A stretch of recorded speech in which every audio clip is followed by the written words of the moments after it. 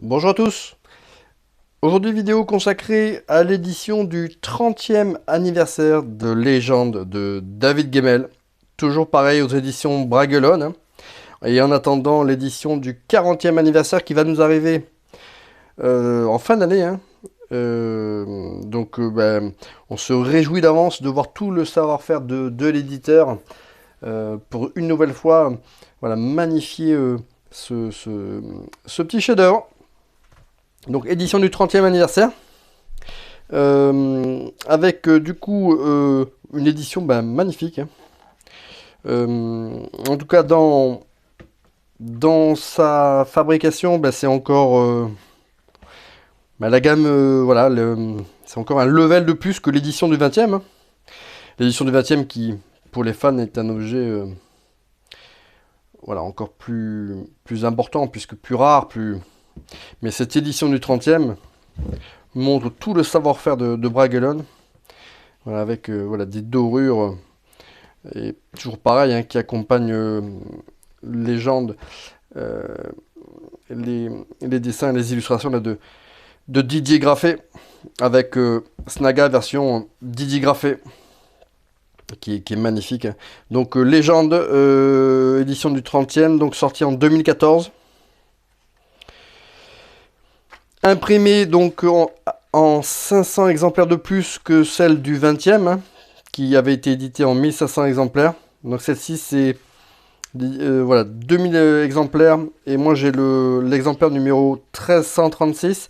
J'ai également un... je l'ai en double, hein. À l'époque, je l'avais acheté en double. Euh, je m'étais dit que ça prendrait sans doute de la valeur. Et je me ferais peut-être un petit billet là-dessus. Et je me rembourserais peut-être mon achat initial, hein. Et puis finalement, voilà, j'arrive pas à m'en déposséder. Donc, voilà, c'est quelque chose que j'offrirai un jour à... Je pense à un de mes enfants ou autre, mais voilà, il m'est pas possible de gagner ne serait-ce qu'un euro voilà, sur la spéculation sur une œuvre de cet auteur. Donc là, voilà, une interpage là, magnifique, hein, je sais pas si c'est comme ça qu'on dit, mais qui représente Dross Delnoch et ses 6 murailles, là, assiégées par le demi-million de nadirs, hein. Magnifique, hein, cette illustration de Didier Graffé. Donc mon autre édition, du coup, je sais pas quel numéro elle porte, hein. Je le mettrai peut-être si j'y pense en commentaire. Mais n'hésitez pas, vous, si vous regardez cette vidéo, et ben, si vous possédez cette édition, bon bah voilà, éventuellement, si vous le souhaitez, à mettre votre numéro dans les commentaires, votre numéro d'exemplaire. Donc avec voilà, la signature là, de David Gemmell, hein, et une postface sympa là, de sa dernière épouse, hein, en date, Stella Gemmell, hein, Stella Graham auparavant. Donc voilà, livre sorti initialement en 84, hein. Donc avec, toujours pareil, hein, la carte de l'univers Draenei, hein. Draenei qui se situe là, Dross Delnoch, les steppes Nadir, qui dans l'univers Draenei, hein, s'apparente vraiment aux tribus mongoles, hein.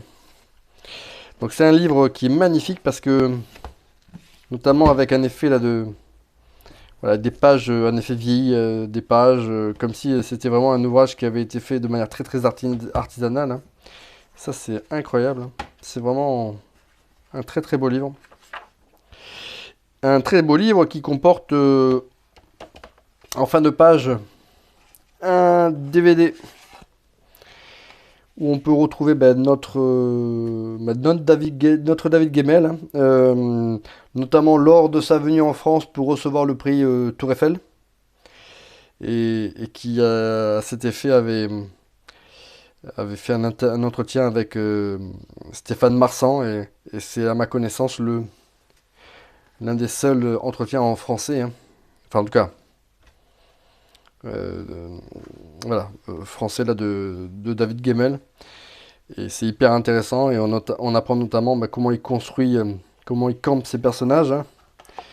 Voilà, notamment en, en s'inspirant de personnes réelles, hein, qui vivent dans son entourage. Tous les personnages de David Gemmell, ce sont des personnages qu'il côtoie au quotidien. Russ étant une figure de son beau-père, hein. Ça lui avait même valu de se faire licencier, hein, à l'époque, hein, parce qu'il avait dans son livre, euh, comment dire, il avait pris des personnages, il s'était inspiré de collègues et de supérieurs hiérarchiques dans son travail, et ça avait pas été apprécié. Il s'était fait licencier, enfin en tout cas c'est ce qu'il dit, hein, par rapport à ça notamment. Et encore plus intéressant, il explique aussi son processus d'écriture, hein, où parfois il peut se laisser porter, hein, et ça lui est même arrivé parfois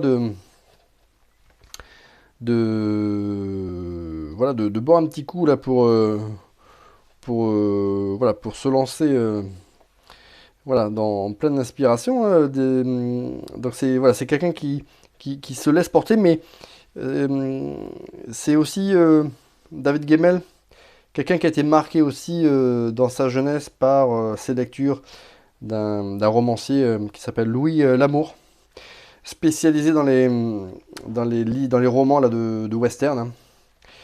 Et, et en tout cas, David Gemmell indique que eh ben, il a été fasciné par l'écriture de ce romancier, hein, avec un style voilà, hyper vif, hyper plaisant, hyper simplifié, mais très, voilà, très visuel, très cinématographique.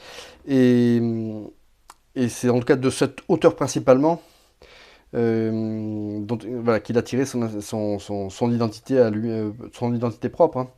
Comme il disait, Louis L'Amour, c'était le genre d'auteur capable d'écrire 30 fois le même roman, hein. C'est un inconnu arrive dans un village, dans ce village, dans ce petit village perdu au fond du Far West, il y a deux familles, deux clans là qui s'opposent, et lui il agit comme un électron libre. Enfin bon, bref. Et à la fin, voilà, il sauve l'héroïne et puis il tue tous les méchants. Voilà, comme il disait, c'est voilà, Louis L'Amour n'avait pas forcément des histoires très originales, mais il avait une manière de les raconter qui les rendait à chaque fois voilà, hyper vivantes, hyper plaisantes. Et comme même ces histoires étaient plus ou moins toujours bâties sur la même structure narrative, il y avait malgré tout à chaque fois un renouvellement et un plaisir à de nouveau voilà, se retrouver des sensations voilà, que l'on aime revivre, hein. Eh ben, David Gemmell, c'est un peu ça, hein. Il a pu être critiqué parfois pour avoir écrit des romans qui pouvaient parfois un petit peu se répéter narrativement, mais pour autant, voilà, pour les fans de David Gemmell, ça n'en constitue pas un problème, au contraire, hein. Alors, comme tout édition collector, hein, de Bragelonne, hein, c'est une édition qui comporte des illustrations de malades, hein. Alors je vais essayer de pas en louper. Alors c'est un livre, encore une fois, qui n'est pas très épais, hein, Légende, hein. Donc là il a été, bon, il y a une police qui est grosse, il y a une épaisseur, un grammage du papier qui est importante, hein. Donc c'est vrai que le livre paraît beaucoup plus épais qu'il ne l'est réellement, hein. Ça c'est une stratégie commerciale, mais ça en rend par contre voilà, la lecture beaucoup plus plaisante, hein. Ouais, ça c'est vraiment des magnifiques illustrations. Alors, donc là du coup c'est un peu à l'envers, mais bon, c'est plus facile pour moi. Surtout pour éviter là d'en oublier. Donc voilà, tout ça là, c'est la mise en page là, c'est vraiment ouf, hein. Encore une fois, pour Bragelonne, hein, ces éditions collector, hein, c'est aussi l'opportunité de montrer au monde de l'édition, aux lecteurs, voilà, combien ils sont doués dans leur métier. Et ça peut aussi, dans certains cas, séduire des auteurs à, à privilégier Bragelonne pour une édition française, hein. Alors bien sûr, il y a plein d'autres éditeurs qui sont talentueux dans les univers de l'imaginaire en France, mais Bragelonne, c'est vraiment une des figures de proue. Voilà, ça c'est voilà, les Satulis. Ça, c'est hyper sympa. Ça, c'est le type d'illustration qu'on n'avait pas forcément dans... Enfin, qu'on n'avait pas hein, dans l'édition du 20e. Alors là, d'ailleurs, c'est pas une édition de Feignas, hein, puisque... Voilà, ce sont que des illustrations originales. Hein. On n'a pas repris celle de l'édition du 20e, hein, ce qui fait que chaque édition bah, conserve vraiment son intérêt propre. Hein.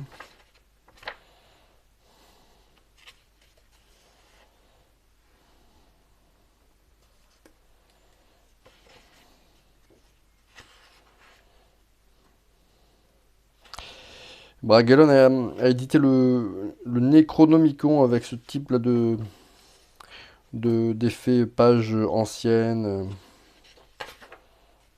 artisanales. Donc voilà, c'est une édition qui du coup bah, a 10 ans hein, cette année. Hein. Le temps passe tellement vite. L'armure dégèle. Ou Hegel, le premier comte de bronze.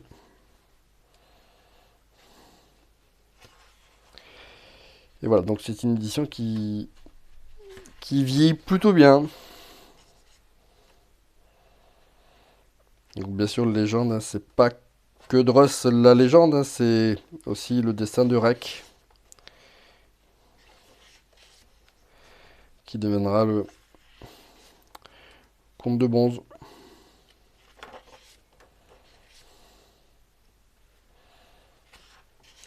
Ouais, légende, c'est vraiment une fraternité de héros. De héros, mais vraiment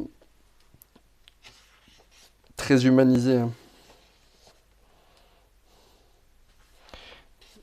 Des personnages avec des fêlures, des failles, des états d'âme.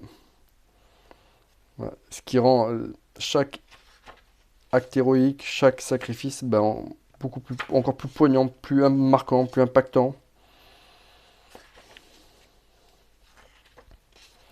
La plupart des héros de David Gemmell, hein, ce sont des gens communs qui trouvent la force de pouvoir, voilà, accomplir l'impossible.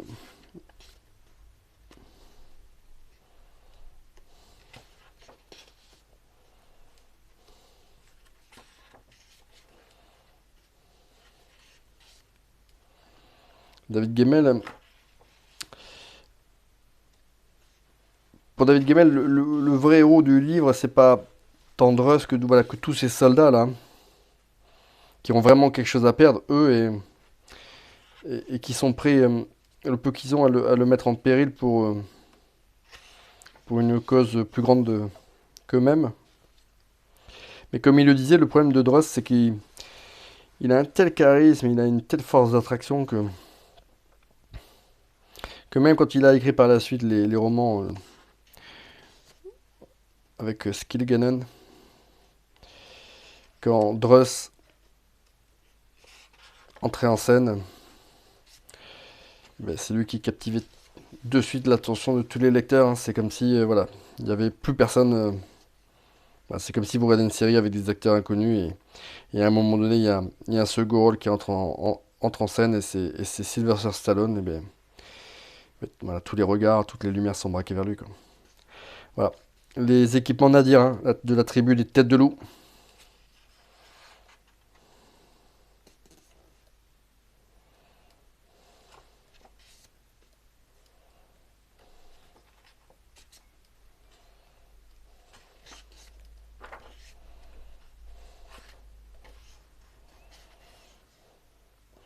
Voilà. Menahem.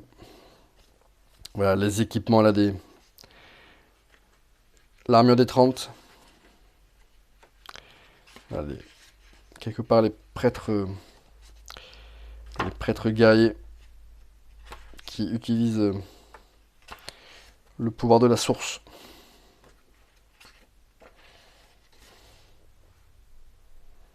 Voilà. Une illustration de Druss hein,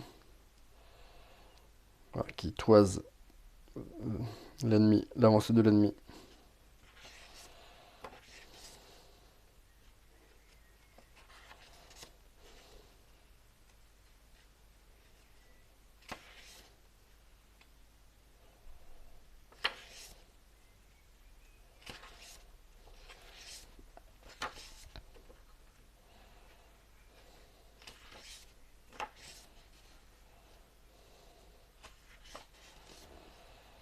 Donc Dross, c'est un personnage que l'on retrouve finalement dans 5 livres de l'univers Draenei, hein. Sauf faire de ma part, hein, uniquement 5. Mais finalement, beaucoup d'autres personnages, hein, créés par David Gemmell rappellent Dross, hein.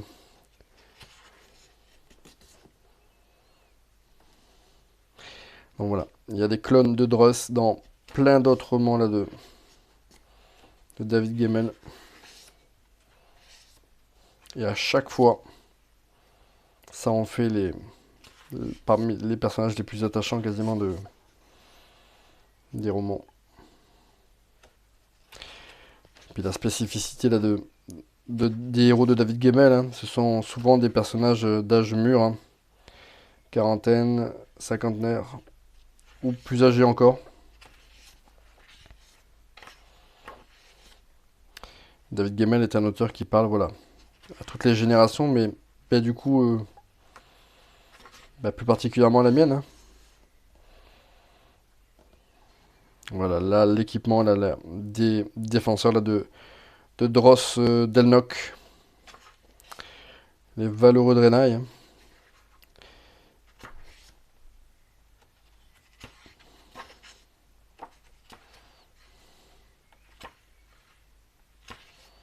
Bon, je pense pas avoir jusqu'à présent raté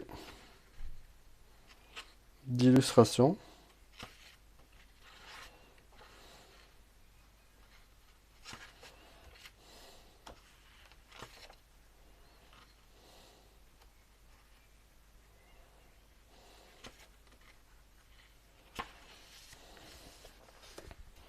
Voilà, ça c'est Dross Delnoch, avec ses 6 murailles, hein. Eldibar, Musif, Kanya, Sumiros, Valtteri et Guédon, le mur de la mort. Bien sûr, Dross Delnoch, hein. Voilà. Selon Didier Graffet, d'après le texte, bien sûr, de David Gemmell. Alors c'est vrai que la hache Snaga de Didier Graffet ne fait pas l'unanimité auprès de nos fans de l'auteur britannique, mais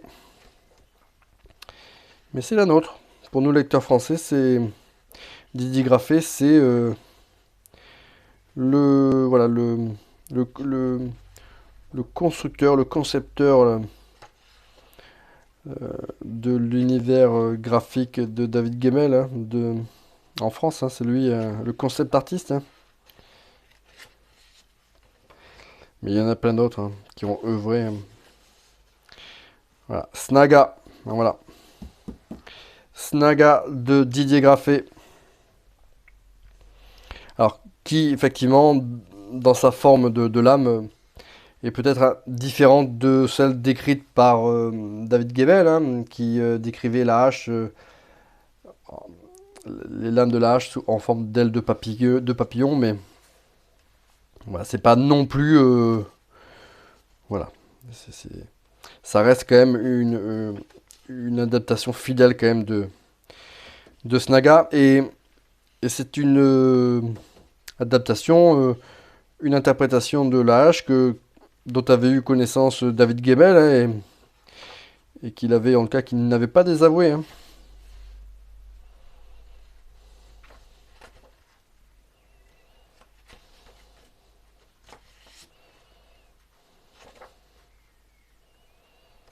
Voilà, si un jour nous avons la chance d'avoir un film de qualité sur ce livre,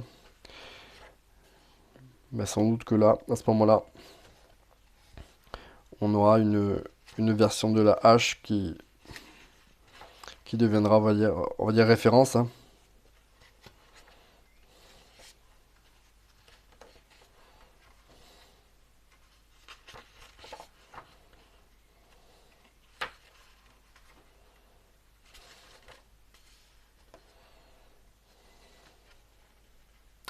Ulrich, donc le chef Nadir. Alors, c'est une des raisons aussi pour lesquelles il faut mieux lire les romans de l'univers Draenei dans l'ordre d'écriture, puisque On apprendra par la suite que Ulrich, c'est un personnage qu'aura précédemment rencontré Druss dans le passé, hein, mais sous une autre identité. Alors qu'effectivement, dans ce roman, on a un peu le sentiment qu'ils ne se sont jamais rencontrés, hein. Concernant l'entretien là présent là dans ce DVD, j'ai relayé sur la page une vidéo YouTube, voilà, qui le retranscrit, hein, et qui est hyper intéressante. Donc je vous recommande vraiment là de prendre le temps de regarder cette vidéo. Voilà, c'était l'édition collector du 30e anniversaire de Légende de David Gemmell aux éditions Bragelonne. Allez, à bientôt pour une prochaine vidéo.